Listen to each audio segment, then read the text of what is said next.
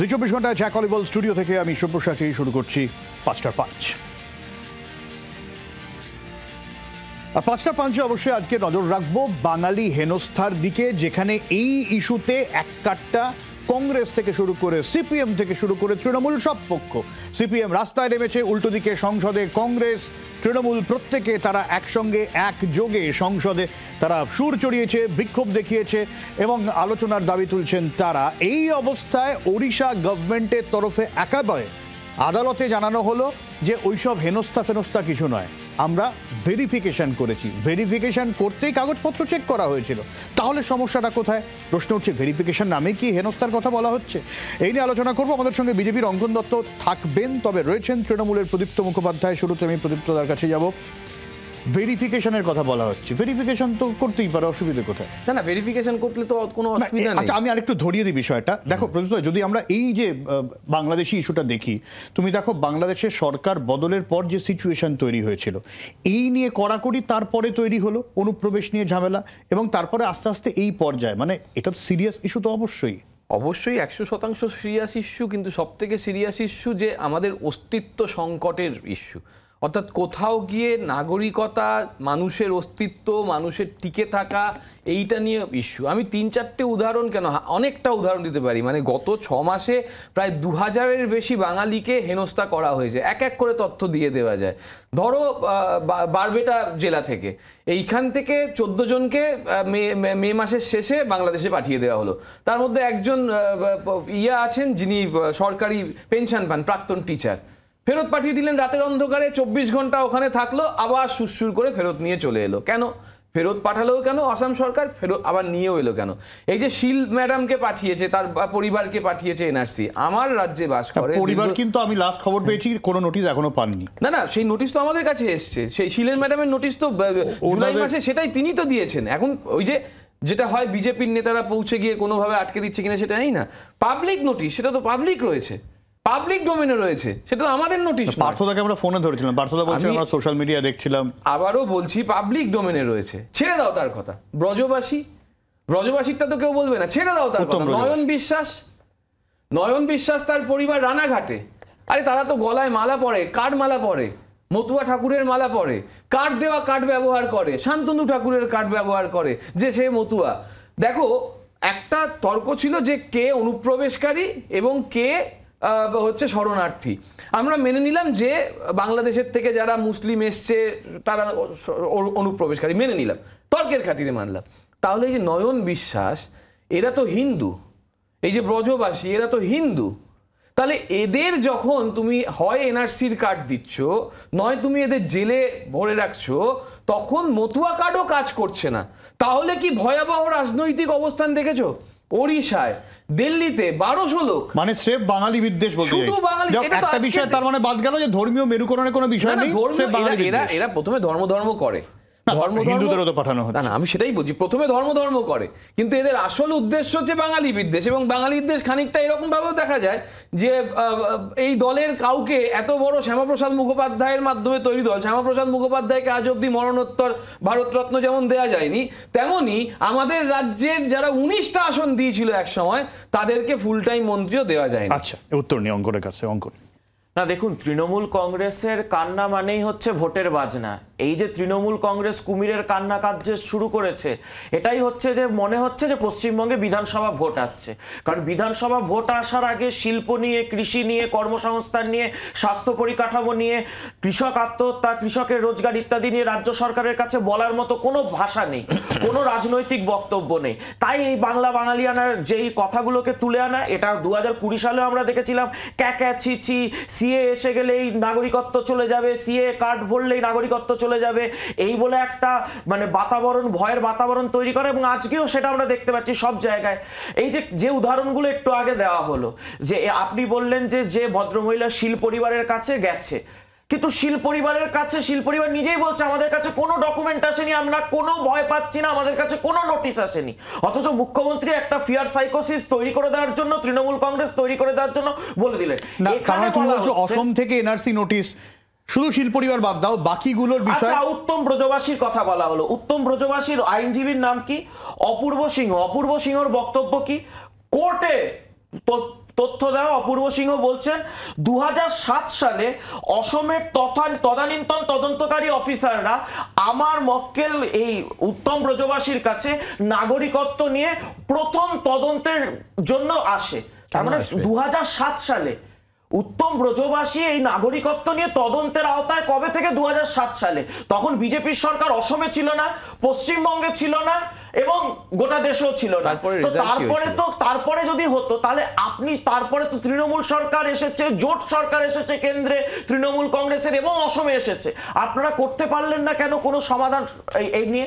আচ্ছা, আজকে এই যে একটু আগে বলা হলো যে উড়িষ্যার কথা, উড়িষ্যা নিয়ে আজকে জাস্টিস তপব্রত সাহেবের এজলাসে একটা ডিভিশন বেঞ্চে একটি মামলা ছিল।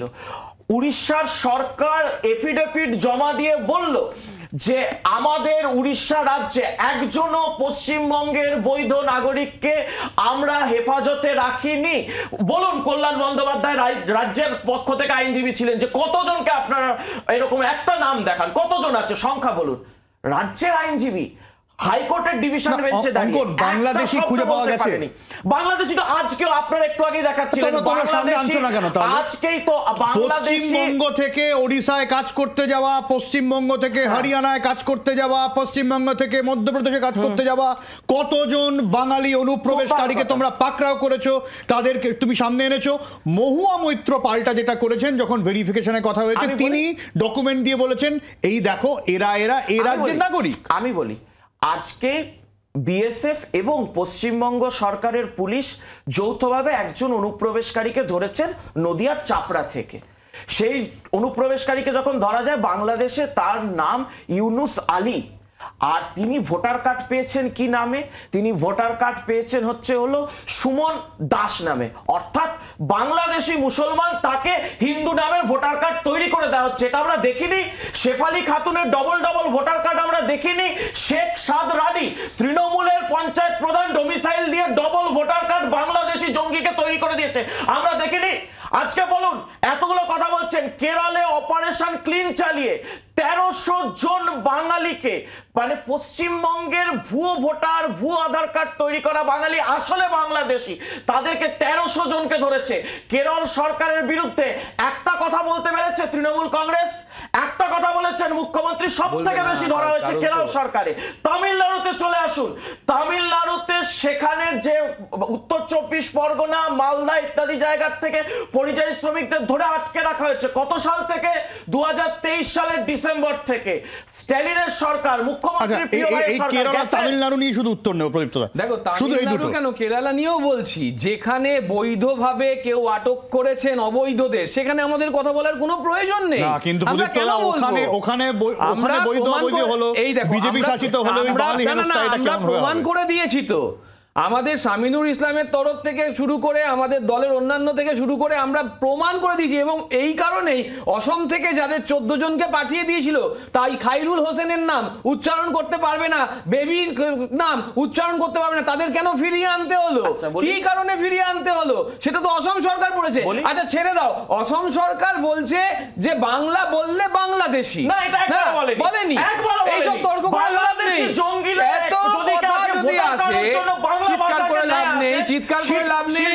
এটা তাহলে মামলা করা হোক, যে সমস্ত সংবাদ মাধ্যম এই ভিডিওগুলো দেখিয়েছে তাদের বিরুদ্ধে মামলা করা হোক, যে সমস্ত সংবাদপত্র দেখিয়েছে, যে সমস্ত সংবাদপত্র প্রেস করেছে, এই জোর গলায় মিথ্যেবাদিতা করলে তার প্রমাণ কিছু আসে যায় না।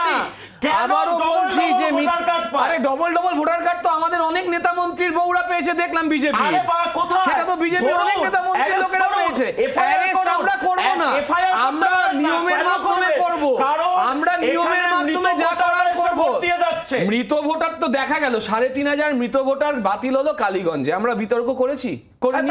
6000 তারপরেও আমাদের ভোট বেড়েছে, সব বোকা বোকা চিৎকার করে লাভ নেই। ওই 6000 কালীগঞ্জের নাম বাতিল গেল। আচ্ছা, চিৎকার করলে লাভ নেই, আমি কিন্তু চিৎকার করতে চাইছি না, যুক্তি দিয়ে কথা হবে, যুক্তি দিয়ে কথা হবে। আমি বলছি যে বেকার কথা বলে কোনো লাভ নেই। 6000 নাম বাতিল হয়েছিল কালীগঞ্জে, মনে আছে নিশ্চয়ই? সেই কালীগঞ্জে তৃণমূল আগের বারের থেকে বেশি ভোট পেয়েছে। আমরা কি চিৎকার করেছি বা ছাগলের তৃতীয় বাচ্চার মতো লাফালাফি করেছি? ভোট কমেছে না, আমার ভোট পার্সেন্টেজ বেড়েছে, কথার মানে বুঝতে হবে। আরে আরো 50,000 বেশি ভোট বেড়েছে আমাদের, সব কথা বলে কাজ কমেছে। আরে বোকার মতন কথা, তথ্য সামনে নিয়ে আসুক না, তথ্য সামনে নিয়ে হেরেছেন। তথ্য খানিক, একটু তথ্য প্লিজ, তথ্য। এইসব আবার হিন্দু মুসলিম শুরু করেছে, আবার বোকার মতন হিন্দু মুসলিম শুরু করেছে। সেই 6,000 নাম যে বাদ গেল, সেই 6,000 নাম বাদ গেল, তারা তো না তৃণমূলে মুসলিম ছিল বলে ছেড়ে দাও না, আরে মুসলিম থাকুক না, 6,000 ছেড়ে দাও না, যে 6,000 বাতিল হয়েছে তারপরেও তো আমাদের ভোট বেড়েছে, 825 জন মুসলিম ছিল, তার মধ্যেও তো ভোট আমাদের বেড়েছে। এটাই তো বলতে চাইছি যে ভাই আমাদের তো এই, আরে মৃত মানুষ ছিল, সেটা নরমাল প্রক্রিয়া হয়েছে। 3,500 কেন থাকবে না? এই জন্যই তো ফর্ম 6, এই জন্যই তো ফর্ম 8, এই জন্যই তো বিএলও, এই জন্যই তো নির্বাচন কমিশন। বোকার মতন কথা বলেনি, যুক্তি দিয়ে কথা হচ্ছে, যুক্তি দিয়ে কথা বাতিল হয়েছে বলে আমরা একটা কথা বলেছি, মৃত ভোটার বাতিল। কথাটা শেষ করতে দেওয়া হবে তো, এসআইআর এর পক্ষে অঙ্কন কথা শেষ করতে দিতে হবে। আমরা 6,000 নাম বাতিল হয়েছে, আমরা একটা টু শব্দ করিনি। আমরা কেন করিনি? তার কারণ বৈধ প্রক্রিয়ার মধ্যে দিয়ে যেটা হচ্ছে সেটার তৃণমূল কংগ্রেস মান্যতা দেয়, সাংবিধানিক প্রক্রিয়াকে তৃণমূল কংগ্রেস মান্যতা দেয়, এবং সেই কারণে সাংবিধানিক প্রক্রিয়ায় যখন বিএলওদের সিলেকশন হচ্ছে, টিচারদের সেখানে যুক্ত করা হচ্ছে, পশ্চিমবঙ্গ সরকার তাদের দপ্তরের মাধ্যমে সেই টিচারদেরকে রিক্রুটমেন্ট দিচ্ছে। হঠাৎ করে এসআইআর কেন? 2024-এর ইলেকশনের রেজাল্ট এবং তার ফলে যে ফিয়ার সাইকোসিস বিজেপির, যে 19 থেকে 12টা, এই 12টার পরিপ্রেক্ষিতে আমরা যে মতুয়া কার্ড দিলাম নয়ন বিশ্বাসকে, নয়ন বিশ্বাসের পরিবারকে, সেই মতুয়া কার্ড ছিঁড়ে ফেলে দিল মহারাষ্ট্রের পুলিশ। তখন গিয়ে দেখা যাচ্ছে যে মতুয়া কার্ডও কাজ করছে না, তাহলে এবার চূড়ান্ত জায়গায় ঘা দাও, ভয়ের বাতাবরণ সৃষ্টি করে এনআরসির মতো। কি বলছিল এসআইআর? না, আমি তো একটাই কথা বলছি যে এসআইআর এর এই যে এতগুলো বললো যে আমরা হেরে গেছি, আমরা মানে তোমরা শুধু কালীগঞ্জের উদাহরণ দাও, আমরা কি বিরোধিতা করেছি? আমরা কি বিরোধিতা করেছি? 6,000 নাম বাতিল গেছে। বিহারের ফলে যে 18 লাখ মৃত ভোটারের নাম বাতিল হলো, তাহলে তো স্বাগত জানানো উচিত। কিছুই নয়, এটা তো নরমাল প্রক্রিয়ার মধ্যে দিয়ে যাচ্ছে, যেটা বিহারে 2003 সালে এসআইআর বাকিদের নাম কি বাদ গেল? 52 লক্ষের নাম বাদ গেল, 2003 কি সমস্যা? বিহারে এসআইআর হয়েছিল, 52 লক্ষের নাম এসআইআর পশ্চিমবঙ্গে যেন হয়, তাহলে কে কথা বলছিলেন? মমতা ব্যানার্জি। আজকে যে ভুয়ো ভোটারের ভোটে যেতে বলে, ভুয়ো ভোটারের ভোটে যেতে বলে, ওই মুসলিম মৌলবাদীদের ভোটে যেতে বলে, সাদরানিদের ভোটে যেতে বলে গাপ্পা হচ্ছে। 77টা আসনে তো মুসলিম জঙ্গিদের ভোটার বানিয়েছেন আপনারা, আসন জিতেছো মুসলমান ভোটে। প্রদীপ্ত অঙ্কন, জাহাজ প্রতিমন্ত্রী তিনি জিতেছেন, জাহাজ প্রতিমন্ত্রী জিতেছেন কোথা থেকে? বনগাঁ অঞ্চল থেকে।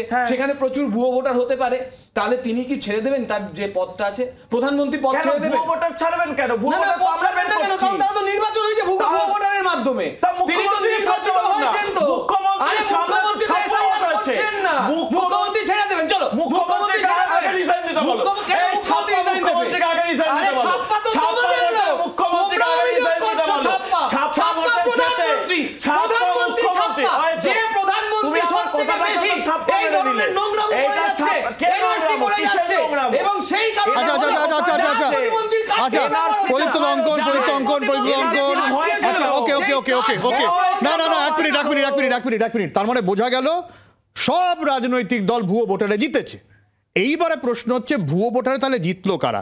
প্রদীপ্ত দ্বারা বলছো, কংগ্রেস বলছে যে ফ্লোটিং ভোটার নিয়ে এসে ভোট হচ্ছে, আবার অঙ্কনরা বলছে মুখ্যমন্ত্রী তৃণমূল ভুয়ো ভোটারে জিতেছে। তাহলে ভুয়ো ভোটার তার মানে টেকনিক্যালি প্রদীপ্ত দা, আমি আসছি, দুজনের কাছে একই প্রশ্ন।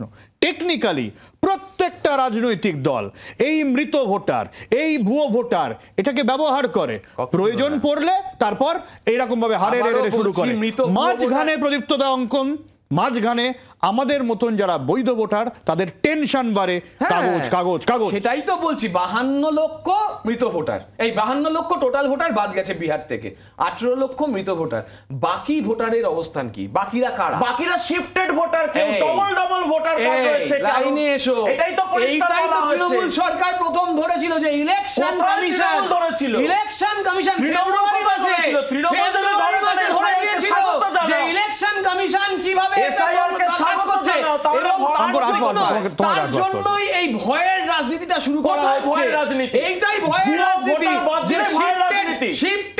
শিফটেড কথাটা যখন আসে তাহলে ফর্ম 6 ফর্ম 8 এগুলো কিসের জন্য বার করেছে? আরে বাবা, এই shifted প্রক্রিয়া দিয়ে voter- কি আচ্ছা, বানাচ্ছিল? উত্তর নিন, এত আচ্ছা, উত্তর নিন। লক্ষ লক্ষ টাকা কিসের জন্য ব্যয় প্রয়োজন হলো উত্তর নেই, তাহলে? অঙ্কনের কাছে অঙ্কন আচ্ছা, শিফটেড ভোটার, এই যে ধরুন তৃণমূলের পঞ্চায়েতের নেত্রী শেফালি খাতুন, তিনি দেখিয়েছেন যে আমি উত্তর দিনাজপুর থেকে শিফটেড হয়ে নদিয়াতে এসেছি। তাহলে এক দফায় ভালো ভোট কথা। করো না, shifted এবার ভোটারের কোনো এক জায়গা সেকেন্ড, থাকবে এক না। সেকেন্ড, এক সেকেন্ড। শিফটেড হয়ে আমি নদিয়া এসেছি। তাহলে ঠিক এক আছে? দফায় ভোট করো। আরে দাদা, ন এক দফায় সেকেন্ড, ভোট এক করো সেকেন্ড, না। আপনি হ্যাঁ, বলুন, শুনুন না।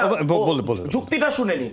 যে এবার শেফালি খাতুন তৃণমূল নেত্রী উত্তর দিনাজপুর থেকে নদিয়াতে এসেছেন, তাহলে টেকনিক্যালি কি ওই যে ছেলেটার কথা বলছো, যে ছেলেটা তোমার বাংলাদেশ থেকে এসেছে, দাদা, রেলে শেফালি চাকরি করে। খাতুন কানে শোনো, রেলে চাকরি মুসলমান করে, নাম ওর কথা শুনলে মনে কানে করছো শোনো, নাকি? বুঝে নিও না। ওর কথা তৃণমূল মনে করো নেত্রীর না। নাম শুনলে কানে না, না, বুঝে আমি নিও না। বলছি ওই যে শুনো। বিজেপির ছেলেটা, শেফালি খাতুন, যে ছেলেটা তাহলে হিন্দু, তার উত্তর দিনাজপুরে গোস্বামী, ভোটার কার্ডটা বাতিল হওয়া সেই উচিত। গোস্বামী, বাতিল কিন্তু বাতিল হোক হয়নি। না, যায় আসে উত্তর না। দিনাজপুরে ভোট বাতিল দিয়েছে, একটা ভোট দিয়ে নদিয়াতেও কিচ্ছু ভোট হয় না। দিয়েছে। একটা এই ভোট ডবল দিয়ে ডবল হয় না। ভোটার, ডবল আবারও ডবল বলছি, চাকরি ডবল হয়নি, ডবল দিয়ে ডবল লাভ ডবল নেই। ভোটার একটা তৃণমূল ভোটার দিয়ে পেয়েছে। তৃণমূল জেতে না। আচ্ছা, তার মানে একটা তার মানে ভোটার দিয়ে জেতে না। তার মানে 80 অঙ্কন লাখ প্রদীপ্তরা রয়েছে, দেখো, 80 লাখ রয়েছে। 80 লাখ 80 রয়েছে, লাখ চ্যালেঞ্জ থেকে করছি। চ্যালেঞ্জ, সেই 80 লাখকে আমরা কোথায় কোথায় এই 80 লাখ উত্তর ভুয়ো দিনাজপুরে ভোটার কে জিতেছে?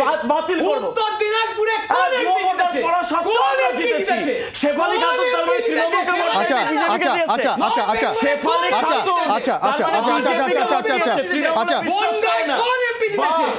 আচ্ছা, আচ্ছা, ডবল, আচ্ছা, সব তোমরা, আচ্ছা, প্রদীপ্ত দা অঙ্কন, প্রদীপ্ত দা অঙ্কন, আচ্ছা, আমার সময় প্রায় শেষ, সময় প্রায় শেষ, আচ্ছা, এক মিনিট, সময় প্রায় শেষ। না, এটা একেবারে ভুল তথ্য ভুল দেওয়া তথ্য, হচ্ছে। প্রমাণ করে দাও। একদম ভুল আমি তথ্য এখানে দেওয়া দাঁড়িয়ে হচ্ছে। বলছি, তাদের লিগাসিটা প্রমাণ করে দাও। কিছু না। তাদের লিগাসিটা আমরা প্রমাণ বলেছি করে যে দাও। তারা কবে 2008 এর আসবে। আগে তাদের তারা লিগাসিটা প্রমাণ করে আচ্ছা, দাও। আচ্ছা, আচ্ছা, আচ্ছা, আচ্ছা, আচ্ছা, আচ্ছা। যারা আসবে বাংলাদেশ থেকে, আচ্ছা, আমি একদম শেষের পর্যায়ে। তাহলে নয় বিশ্বাসকে, তাহলে নয় বিশ্বাসকে, নয় বিশ্বাসকে কেন আটকে রাখা আচ্ছা, হলো? আমি একদম শেষের পথে, প্রদীপ্ত দা অঙ্কন, প্রদীপ্ত দা অঙ্কন, না, এক মিনিট, আমার সময় শেষ।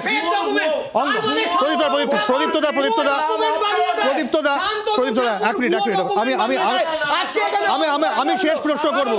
এই অঙ্কন, আচ্ছা, প্রশ্নটা করতে দাও, প্রদীপ্ত দা অঙ্কন, আমার প্রশ্নটা করতে দাও।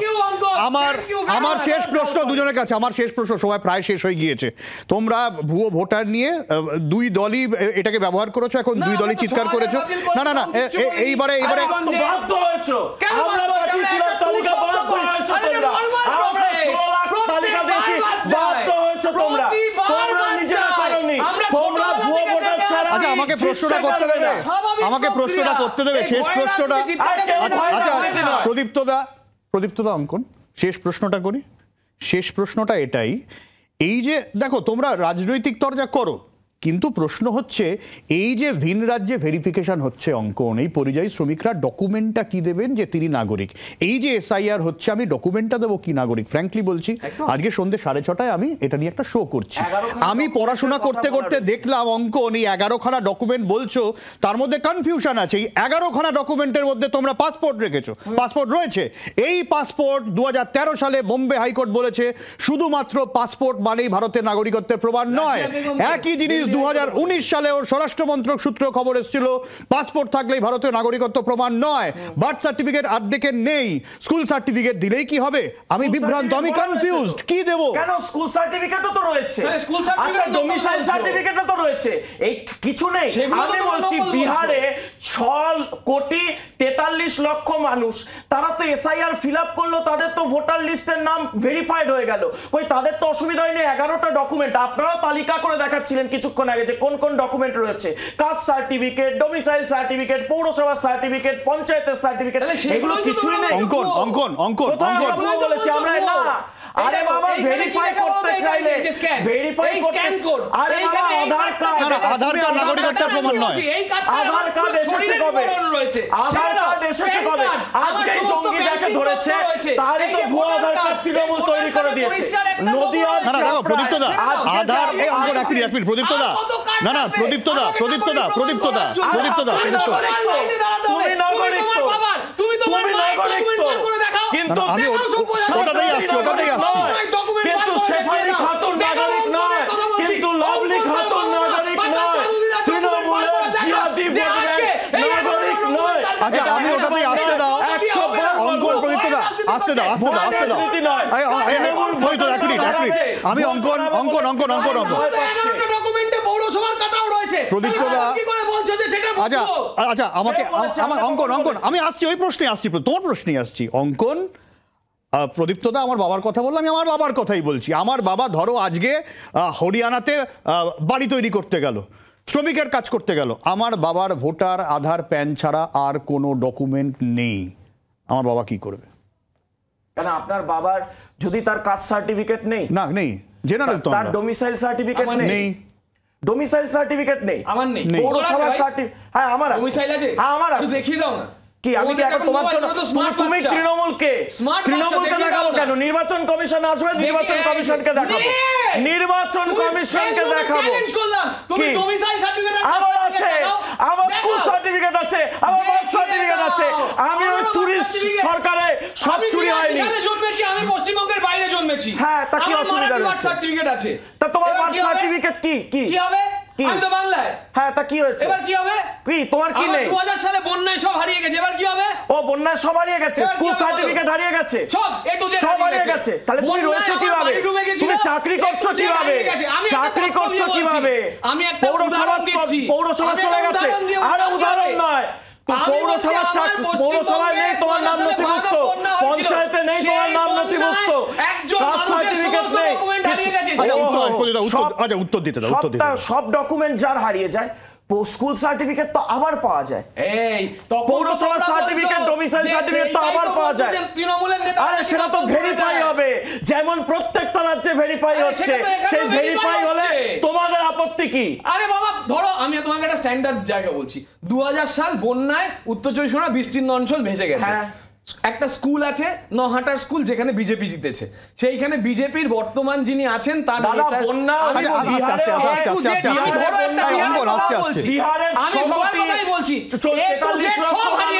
তারা যদি শুনে নাও, আমি বলছি সমস্তটা হারিয়ে গেল।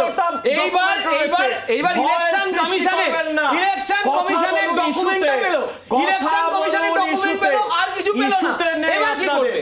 চাকরির ইস্যুতে কথা বলতে পারবে না, ডিএর ইস্যুতে কথা বলতে পারবে না, আমরা সবসময় সব কথা বলি। শিল্প তোমার নেতা ভুল তথ্য দেয়, শিল্প তোমার নেতা ভুল তথ্য দেয়, শ্রমিক লাইনি কর্পোরেট অ্যাফেয়ার্সে পশ্চিমবঙ্গ থাক তোমার নেতা এখানে ভুলভাল কথা বলে। বলো কি বলবে? সংসদে দাঁড়িয়ে বলেছে কর্পোরেট অ্যাফেয়ার্সে আরে ভাই কি বলেছে? বলেছে কোটা অফিস চলে গেছে। আর বলো আমি বলছি না, কর্পোরেট অ্যাফেয়ার্স মিনিস্ট্রি তথ্য বলছে।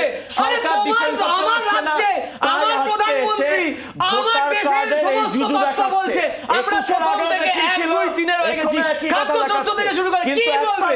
আরে মানুষের আচ্ছা শেষটা একটু এই জঙ্গি যারা এই সাদরানিগত জঙ্গি তাদের বিজেপি জঙ্গি আনাল করছে। বিজেপি মানুষকে ভয় দেখিয়ে জঙ্গি আনাল করছে। দিনের পর দিন আবার বলছি ভোট না। আমার সময় একদম শেষ, আমার সময় একদম শেষ, আমার সময় একদম শেষ। অনেক ধন্যবাদ প্রদীপ্তদা, অনেক ধন্যবাদ প্রদীপ্তদা, অনেক ধন্যবাদ অঙ্কন। হাওয়া বেশ গরম, কোন দিকে যায় পরিস্থিতি নজর থাকবে, এবং এই এসআইআর এর হাওয়া কিন্তু অনেক দূর যাবে, অনেক দূর যাচ্ছে।